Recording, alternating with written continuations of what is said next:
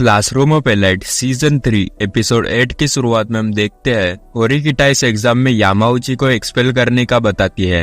यामाउची पूछता है ऐसा क्यों? वो बताती है कि हमारी क्लास को आगे बढ़ाने के लिए तुमने ज्यादा कुछ किया नहीं है। यामाउची खुद को डिफेंड नहीं कर पाता और होरिकिटा कहती है तुमने कुशिडा की मदद से आयानाकोजी को एक्सपेल करने का सोचा था, है ना? कुशिडा अपनी गलती को मान लेती है क्योंकि उसे अब इस मामले में नहीं पढ़ना था।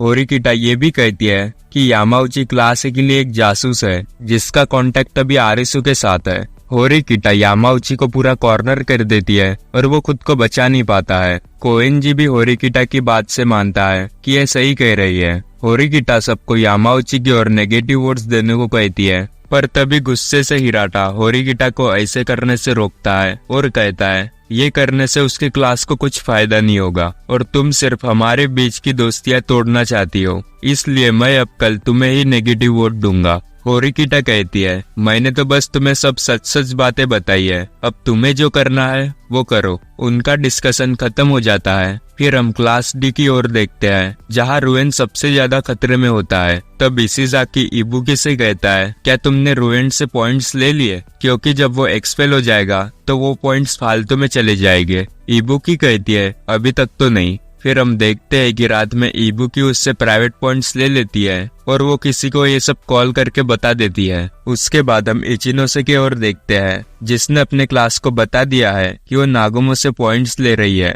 वो फिर रात में नागुमो को अपने डील के शर्तों को कंफर्म करने के लिए कॉल करती है। वो नागुमो के साथ बाहर जाने के लिए मान जाती है, लेकिन अब तक वो अपने डील को फाइनल नहीं करती। उसके बाद हम आरिसु की ओर देखते हैं। वो हाशिमोटो से कात्सुरागी के बारे में पूछती है। हाशिमोटो बताता है कि वो एक्सपेल होने के लिए तैयार है। कामुरो कहती है अब जबकि क्लास सी को यामाउची के बारे में पता चल गया है, अब पता नहीं उसमें कौन एक्सपेल होगा। आरिसु कहती है मैं देख सकती हूँ कि आगे क्या होने वाला है। उसके बाद हम देखते हैं कि एग्जाम का दिन आ गया होता है और वोटिंग कंप्लीट हो जाती है। यामाउची कहता है मैं एक्सपेल नहीं होने वाला हूँ क्योंकि क्लास ए के सभी लोग मुझे पॉजिटिव वोट देके बचा लेंगे। तभी क्लास टीचर वहाँ आकर रिजल्ट अनाउंस करती है जिसमें पहले वो सबसे ज्यादा वोट किसे है वो ये बताती है। तीसरे नंबर पे कुशिडा होती है, दूसरे पे हिराटा और पहले नंबर पे आयानाकोजी होता है। ये सुन के सभी लोग शॉक होते हैं। टीचर फिर उन्हें बताती है कि सबसे ज्यादा नेगेटिव वोट्स यामाउची को मिले हैं। टीचर कहती है तो अब चलो बाहर। कोएनजी भी कहता है तो अब चलो क्लास के बाहर निकलो। यामाउची ये सुन के गुस्सा हो जाता है और वो कोएनजी के ऊपर बेंच फेंक के मारने वाला होता है। कोएनजी उसे रोक देता है और कहता है तो अच्छा तुम्हें अब मेरे से पंगा लेना है। क्लास टीचर यामाउची के पास आकर कहती है तुम्हें बाहर चले जाना चाहिए, यही तुम्हारे लिए अच्छा है, और वो रोते हुए क्लास के बाहर चला जाता है। उसके बाद हम क्लास ए के रिजल्ट्स देखते हैं जहाँ कात्सुरागी की जगह तोत्सुका को सबसे ज्यादा नेगेटिव वोट्स मिलते हैं। कात्सुरागी आरिसु को पूछता है ये क्या है? आरिसु बताती है कि तोत्सुका से ज्यादा हमें तुम्हारी जरूरत है। उसके बाद आयानाकोजी एक बोर्ड पर देखता है कि क्लास डी में सीओ एक्सपेल हुई है। तब रुएन भी वहाँ आता है और आयानाकोजी से पूछता है तुमने मुझे क्यों बचाया? आयानाकोजी कहता है मैंने तुम्हें नहीं बचाया, वो तो बस तुम्हारे दोस्त थे।